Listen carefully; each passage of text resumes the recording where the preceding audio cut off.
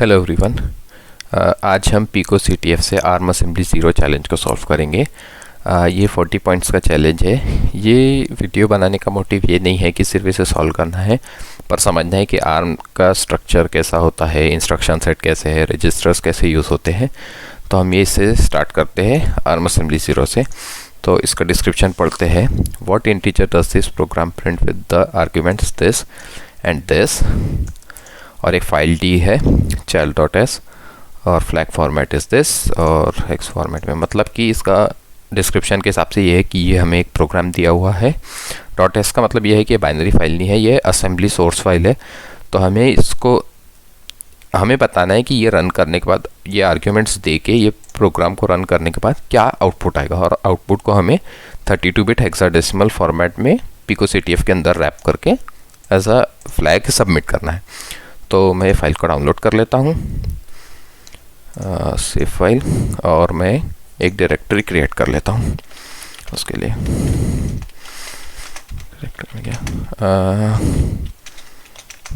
इसका file type देखें तो हाँ, ये असेंबलर प्रोग्राम है।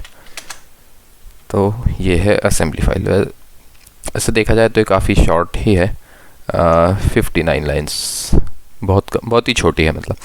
तो जनरली मेन से ही एग्जीक्यूशन स्टार्ट होता है, तो हम मेन में जाते हैं। तो ये मेन फंक्शन। अब अगर मैं ये कंसिडर कर रहा हूँ कि तुम लोगों के x86 या x64 असेंबली आती होगी, पर आर्म का नॉलेज नहीं है। तो अगर बेसिक नॉलेज से देखें तो हमें ये ऐड समझ में आ रहा है कि ऐड का मतलब क्या हो सकता है, या ये जो मूव है वो समझ में आ रहा होगा। पर जो STP है या STR है या LDR है, ये एकदम न्यू लग रहा होगा। तो लाइन बाय लाइन जाते हैं। पहले एक चीज़ समझ लेते हैं कि जो आर्म है ये एक्चुअल में आर्म 64 है। आर्म 64 उसी को ही AR64 भी बोलते हैं। इसमें X0 से X30 तक रजिस्टर्स होते हैं, ठीक है। तो अभी के लिए इतना ही काफ़ी है। तो हम देखते हैं पहला इंस्ट्रक्शन। तो ये STP। अभी STP क्या है, अगर गूगल पे सर्च करोगे तो ये पता चलेगा कि STP का मतलब होता है स्टोर अ पेयर। तो ये क्या कर रहा है, अ पेयर ऑफ रजिस्टर्स, मतलब कि दो रजिस्टर्स X0 और X30, उसको ये यहाँ पर स्टोर करेगा। यहाँ पे मतलब कि SP-48 यहाँ पे इसको स्टोर करेगा। ये जो लास्ट में एक्सक्लेमेशन है, इसको राइट बैक बोलते हैं। ये चैलेंज बेस का भी कुछ मतलब नहीं है इसको समझने का, तो उसे अभी को स्किप कर देते। फिर ये ऐड हो रहा है। तो आर्म में एक चीज़ ऐसी होती है कि हम x86 में जब भी इंस्ट्रक्शन लिखते हैं तो जो पहला ऑपरेंड है उस पर भी ऑपरेशंस परफॉर्म होते हैं। पर आर्म में ऐसा होता है कि जब मैं ये बोल रहा हूँ कि ऐड X29 SP और 0, तो इसका ये मतलब हो रहा है कि वो क्या करेगा, SP और 0 को ऐड करेगा, और उसका जो रिज़ल्ट आएगा वो X29 पे स्टोर करेगा। X29 में कुछ भी ऑपरेशन नहीं हो रहा है, सिर्फ इसमें उसका रिज़ल्ट स्टोर होगा, ठीक है। और ये जो SP है ये स्टैक पॉइंटर है। स्टैक पॉइंटर हमेशा स्टैक के टॉप में पॉइंट करता है, ठीक है। अब ये न्यू इंस्ट्रक्शन देखिए, STR का मतलब क्या होता है कि ये वैल्यू को लेगा और SP+16 में स्टोर कर देगा। ये इसका मतलब यहाँ पे अगर कुछ नहीं है, मतलब कि ये एडिशन होता है, ठीक है। तो X19 को यहाँ पर स्टोर कर दिया। अब ये एक इम्पॉर्टेंट इंस्ट्रक्शन है, ठीक है। अब इम्पॉर्टेंट क्यों है, पहले मैं बताऊँगा कि अगर तुमने कभी C में प्रोग्रामिंग की है तो हमें मालूम है कि मेन का फंक्शन प्रोटोटाइप कैसा होता है। Int main, int argc, character pointer argv, character pointer envp, ठीक है। तो इसका मतलब क्या, आर्म के कॉलिंग कन्वेंशन के हिसाब से जो पहला पैरामीटर होता है वो जाता है X0 में, फिर जाता है X1 में, फिर जाता है X2 में, ऐसा। तो इसका मतलब क्या, इसका मतलब ये होगा कि मेन का जो पहला पैरामीटर है वो X0 में जाएगा। मतलब कि X0 जो है वो मेरा argc है, X1 है वो मेरा argv है, और फिर ऐसे ही, ठीक है। तो अब बोलोगे कि ये W0 क्या है, हमने तो X0 देखे, X1 देखे, ये W0 क्या है। जो W0 है वो एक्चुअल में जो X0 है एक 64 बिट रजिस्टर होता है, पर जो W0 है वो X0 के लोअर 32 बिट पार्ट होता है। मतलब कि ये X0 ही है जो W0 है, पर वो उसके 32 बिट्स है, मतलब कि as a 32 bit value argc को यहाँ पे स्टोर कर दिया। तो मैं इसको लिख लूँगा, ये मेरा argc। अब ये x1 हमें मालूम है कि argv है, मैंने argv को यहाँ पे स्टोर कर दिया। ये str इंस्ट्रक्शन स्टोर है। हाँ, फिर अभी नई इंस्ट्रक्शन देखिए LDR का मतलब ऐसा होता है कि ये STR का रिवर्स होता है कि STR में क्या करते हैं, हम इसको यहाँ पर स्टोर करते हैं, पहले ऑपरेंड को यहाँ पर। LDR में रिवर्स होता है कि यहाँ पर जो भी है x29 + 32 का x0 में। तो अब तुम सोचोगे कि x29 बार बार क्यों यूज़ कर रहा है, तो यहाँ पे हमने ऊपर ही देखा है कि ये क्या कर रहा है, x29 में x29 = SP +0 मतलब कि तो कुछ होता ही नहीं है। तो इसका मतलब x29 में मैंने स्टैक पॉइंटर को स्टोर कर दिया, मतलब कि x29 top of the stack में पॉइंट कर रहा है। ठीक है। हाँ, तो यहाँ पे मैं क्या कर रहा हूँ, x29 + 32 में मैं x0 को लोड कर रहा हूँ। तो यहाँ पे क्या है, तो एक लाइन ऊपर में दिख रहा है कि ये argv है। तो मैंने क्या किया, x0 = argv। ठीक है। अब मैं यहाँ पे क्या कर रहा हूँ, x0 x0 + 8। ठीक है। इसका मतलब ये है कि argv + 8, जिसका मतलब है 64 बिट्स में बात करें तो ये होता है argv of 1। अब argv of 1 अगर C में प्रोग्रामिंग किया है तो पता है कि argv of 1 हमारा पहला आर्ग्यूमेंट रहता है। जब भी हम कोई प्रोग्राम को रन करते हैं तो ये ऐसा आता है कि पहला आता है प्रोग्राम नेम, फिर arg1, देन arg2, कॉमा नहीं रहेगा, arg2, arg3, ऐसा। तो ऐसा हम इसको रन करते हैं। इसका मतलब ये होगा कि argv of 0 जो होता है हमारा प्रोग्राम का नेम, एक्चुअली प्रोग्राम का नेम नहीं होता है कि किस तरह से हमने उसको रन किया। देन ये argv of 1, फिर argv of 2, फिर argv of 3। तो हमें एक्चुअल में चैलेंज के डिस्क्रिप्शन में दिया था कि क्या आर्ग्यूमेंट्स हमें यूज़ करना है, तो ये 2 आर्ग्यूमेंट्स हमें यूज़ करना है। तो ये मैं कॉपी कर लेता हूँ यहाँ पे।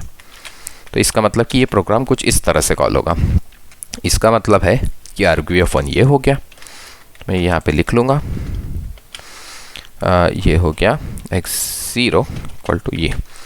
अब जब भी हम कमांड लाइन आर्ग्यूमेंट्स पास करते हैं तो वो एज अ इंटीजर कभी नहीं होता, वो कुछ इस टाइप में होगा कि एज अ स्ट्रिंग पास होगा। पर यहाँ पे जब हम a to i कॉल कर रहे हैं तो a to i क्या करता है कि एज अ स्ट्रिंग वैल्यू को ये लेता है और उसको नंबर में कन्वर्ट करता है। मतलब कि यहाँ पे इसका ये मतलब हो जाएगा कि w19 = ये वैल्यू, सॉरी हाँ ये वैल्यू। तो मतलब ये इसने एज अ स्ट्रिंग लिया ये नंबर और एज अ इंटीजर इसको रिटर्न किया। इसकी जो रिटर्न वैल्यू हमेशा x0 में होती है। ठीक है। अब फिर नेक्स्ट इंस्ट्रक्शन में क्या कर रहा हूँ, मैं फिर से LDR कर रहा हूँ x0 में x29 + 32, जो कि x29 + 32 है argv हमारा। तो मैं फिर से लिख दूँगा x0 = argv। फिर मैं क्या कर रहा हूँ, x0 + 16 कर रहा हूँ। इसका मतलब होता है argv + 16, इसका मतलब होता है argv of 2। मतलब कि हम मैं सेकेंड आर्ग्यूमेंट लूँगा। सेकेंड आर्ग्यूमेंट मतलब कि ये जो 95 वैल्यू जो वैल्यू ये है। अब मैं फिर से a to i कॉल कर रहा हूँ, मतलब कि जो इसकी रिटर्न वैल्यू होगी जो मैं w1 में स्टोर कर रहा हूँ वो रहेगा एज एन इंटीजर। ठीक है। अब यहाँ पे मैं क्या कर रहा हूँ, w0 = w19, और मेरा w19 क्या है, ये है। तो मैं इसको जैसे वैसा कॉपी कर लूँगा। ठीक है। अब मैं कर रहा हूँ BL का मतलब ऐसा होता है, मैंने शायद पहले एक्सप्लेन नहीं किया। BL का मतलब ये होता है कि x86 में कॉल इंस्ट्रक्शन का इक्विवेलेंट है ये। मतलब कि जब भी मैं ये BL और कुछ फंक्शन का नेम देता हूँ तो ये क्या करेगा, ये फंक्शन को कॉल करेगा, फंक्शन 1 को पूरा एग्जीक्यूट होगा और एग्जीक्यूट होने के बाद रिटर्न जब होगा तो वो यहाँ पे रिटर्न होगा नेक्स्ट इंस्ट्रक्शन पे, ऐसा। तो इसका मतलब होता है ब्रांच एंड लिंक। BL का मतलब ब्रांच एंड लिंक होता है। तो जब मैं ये फंक्शन 1 कॉल कर रहा हूँ तो एक्चुअल में मैं कुछ इस टाइप से कॉल करूँगा फंक्शन 1। ये पहला पैरामीटर होता है w0 में, हमने देखे कि calling convention x0 x1 x2 होता है। तो ये ऐसा होगा, इस तरह से मैं इस फंक्शन को कॉल करूँगा। ये इंट स्पेसिफिकली इंट नहीं भी हो सकता, ये हमें फंक्शन को देखना पड़ेगा कि क्या होगा। तो अभी को ये मैं कॉपी कर लेता हूँ और फंक्शन 1 का डेफिनेशन देखते कहाँ पर है। ये आ गया मैं फंक्शन 1 पे, यहाँ पे मैं पेस्ट कर देता हूँ और रेफरेंस के लिए इजी जाता है। ठीक है, अब मैं कर रहा हूँ सब SP कॉमा 16।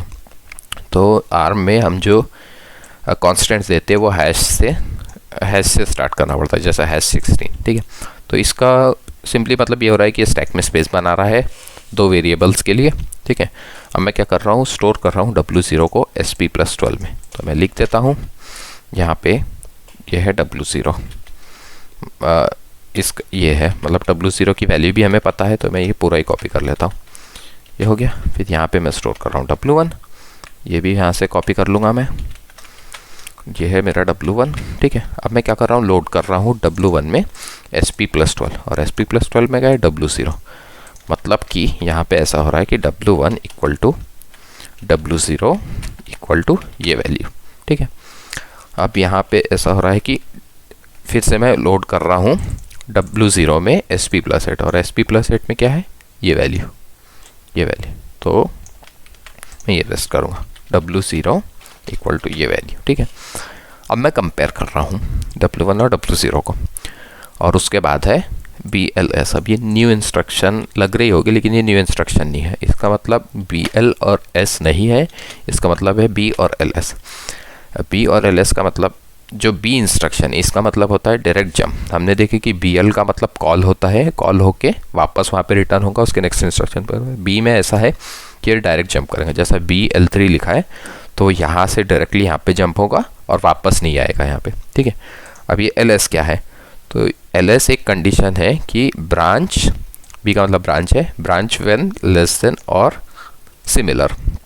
मतलब कि जब हमने W1 और W0 को कंपेयर किया, तो अगर जो W1 है वो W0 से लेस देन या इक्वल रहे तो हमें L2 में जंप करना है, नहीं तो फिर ये इंस्ट्रक्शन होंगे L3 में। तो इसका मतलब ये हो रहा है, if W1 is less than और equal to W0 then go to L2। ठीक है, पर यहीं पे दिख रहा है हमें कि ये जो कंडीशन है ये फॉल्स हो जाएगी, क्योंकि जो हमारा W1 है वो ग्रेटर है W0 से। क्लियरली समझ में आ रहा है, मतलब कि ये कंडीशन हो गई false, W1 is less than equally false हो गई। तो मतलब कि यहाँ पे ये जंप नहीं करेगा, एग्जीक्यूशन यहाँ पे आएगा। यहाँ पे मैं क्या कर रहा हूँ, W0 इक्वल टू SP+12, और SP+12 में क्या है मेरा, ये वैल्यू। तो मैंने W0 में इसको स्टोर कर दिया, और ये कर रहा हूँ मैं डायरेक्ट ब्रांच टू L3। अब L3 में आया, तो L3 में क्या कर रहा है, ऐड SP16। इसका मतलब ये स्टैक फ्रेम को डिस्ट्रॉय कर रहा है, फंक्शन एपीलॉग बोलते हैं इसे, और मैं रिटर्न कर रहा हूँ। अब रिटर्न कहाँ पे करूँगा, मैंने बताया था जब भी BL कॉल होता है तो ये फंक्शन यहाँ पर, इसके नेक्स्ट इंस्ट्रक्शन यहाँ पे मैं क्या कर रहा हूँ, W1 में W0 को स्टोर कर रहा हूँ। तो यहाँ पे हमें वैल्यू मिल गई थी, W0 आखिरी में ये है फंक्शन एंड होने के पहले। तो यहाँ पे हाँ, तो इसका मतलब ये है कि W1 इक्वल टू ये हो गया। ठीक है, अब ADRP ये उतना मैटर नहीं करता, ये LDR जैसा ही होता है, उससे सिमिलर, पर थोड़ा अलग मीनिंग होता है। इसमें मैं ये LC0 कॉपी कर रहा हूँ, LC0। ओके, तो ये LC0 ये स्ट्रिंग है कि रिजल्ट %LD और बैकस्लैश n, मतलब कि ये मेरी फॉर्मेट स्ट्रिंग है। मैं ये X0 और ये एंडिंग में मैं ये कर रहा हूँ कि BL printf, मतलब कि ये जो 3 इंस्ट्रक्शंस हो रहे हैं, 2 या 3, हाँ, तो ये जो है मैं printf को प्रिपेयर कर रहा हूँ कॉल करने के लिए, उसके पहले आर्ग्यूमेंट्स प्रिपेयर कर रहा हूँ और मैं printf कॉल कर रहा हूँ। तो इसका यही मतलब है कि प्रोग्राम को जो आउटपुट है वो ये होने वाला है। तो मैं क्या करूँगा कि उन्होंने जैसा वेबसाइट में बोला है, प्रोग्राम डिस्क्रिप्शन में बोला है कि as a 32 bit hex value हमें सबमिट करना है। तो मैं पाइथन यूज़ करूँगा इसके लिए, पाइथन, और पाइथन में एक हेक्स फंक्शन होता है जिसमें मैं ये वैल्यू दे दूँगा और वो डायरेक्टली हेक्साडेसिमल वैल्यू दे देगा। तो मैं इसे कॉपी कर लेता हूँ अपने नोट्स में यहाँ पे। ठीक है, और मुझे इसको picoctf में रैप करना है और 0x रिमूव करना है, और इसे ट्राई करके देखता हूँ कि ये वर्क करता है क्या फ्लैग। सबमिट, और या हुर्रे, दिस इज़ करेक्ट। तो हाँ, मतलब ये चैलेंजेस मैंने पहले भी सॉल्व कर चुका हूँ, पर मैं ये सिर्फ दिखाना चाहता था कि आर्म असेंबली कुछ देखने में थोड़ी सी डिफ़िकल्ट होती है, पर देखा जाए तो ये x86 से ज़्यादा इजी होती है मेरे इससे। तो हाँ, मतलब तुम अगर जब रिवर्स इंजीनियरिंग स्टार्ट कर रहे हो तो कभी भी मतलब हर एक लाइन में जाना और सिर्फ ये लिखना, समझने की कोशिश करना कि हर एक लाइन में क्या हो रहा है। कि जैसा फॉर एग्जांपल यहाँ पे x29 में ये हो रहा है कि मैंने SP को स्टोर कर दिया, फिर ये x0 में argv आ गया, फिर ये W19 में नंबर आ गया। तो एक एक लाइन में सिर्फ ये ऐसा कमेंट्स करते जाना तो तुम्हें समझते जाएगा कि हाँ, ये लाइन में ऐसा हो रहा है, वो लाइन में वैसा हो रहा है, और ऐसे ऐसे इसको हाई लेवल में कन्वर्ट करते जाना। बाद में जैसे जैसा एक्सपीरियंस आएगा तो एक एक लाइन देखने की ज़रूरत नहीं, हम सिंपली भी आसानी से सॉल्व कर सकते थे। जैसा कि फॉर एग्जांपल मैं देखता हाँ कि यहाँ पे A2i कॉल हुआ, तो हो सकता है कि कोई आर्ग्यूमेंट लेगा जिसको हम इंटीजर में कन्वर्ट करेगा, फिर A2i फिर से कॉल हुआ। अब मैं क्या देखूँगा कि हाँ, हमें तो पहले ही बोला था कि दो आर्ग्यूमेंट पास हो रहा, तो हो सकता है कि ये दोनों कॉल करेगा। तो ऐसे सॉल्व कर सकते हैं। हाँ, इसके लिए इतना ही, ये वीडियो के लिए इतना ही। आर्म असेंबली 1 खुद से ट्राई करके देखो एक बार। हाँ, इतना ही बताना था। Okay, thank you.